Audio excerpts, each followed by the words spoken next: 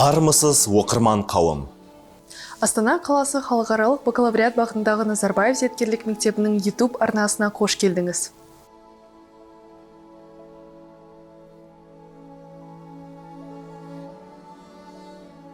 Аққудың балапанындай айлап өсірген қызын қонақ санап, қанаттыға қақтырмай, тұмсықтыға шоқытпай өсірген қазақтың тамаша қасиеттеріне жесірін жылатпауын, жетімін қаңғыртпауын да қоса аламыз.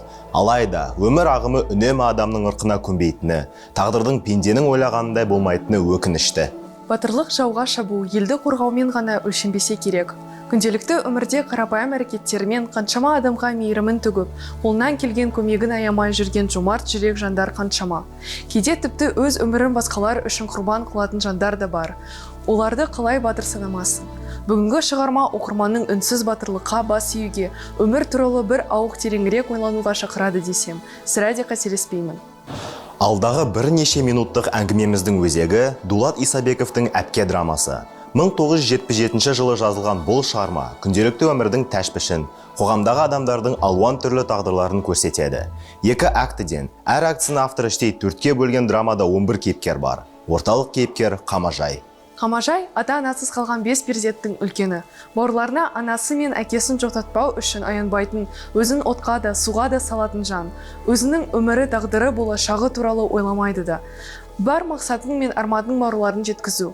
Күнделікті үй шаруасынан бітпейтін күйкі тірліктен өзі жайлы ойлануға да мұршасы жоқ.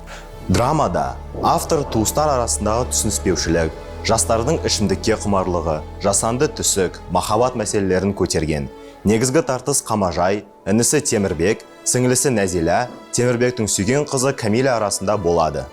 Ата-ана қамқорлығынсыз қалған бауырларының өсіру, жеткізу жауапкершілігін өзіне алған Қамажайдың адал еңбегін бағалайтын да, бағаламайтын да бауырлары бар. Өзін ойламайтын отбасы мүшелерінің ренішін де, қаңқу сөзін де көтеріп, барынша әпкерлік махаббатын сездірген орталық кейіпкерге оқырманның жаны ашиды.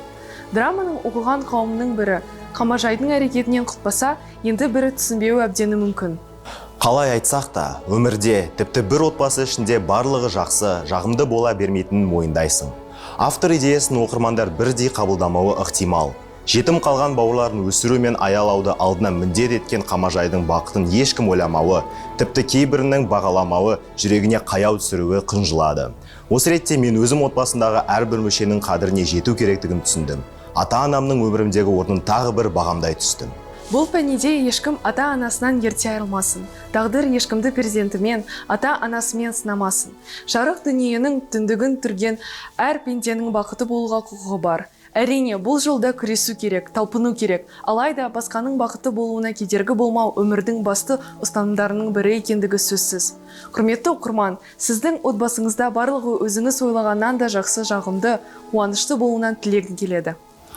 Халқымыздың төл әдебиетімен үнемі сусындап, ұлттық ерекшелігімізді, тәрбиемізді жаңа заманда жандандыра, түрлендіре бойға сіңірейік. Арнамызда келесі кездескенше сау болыңыз.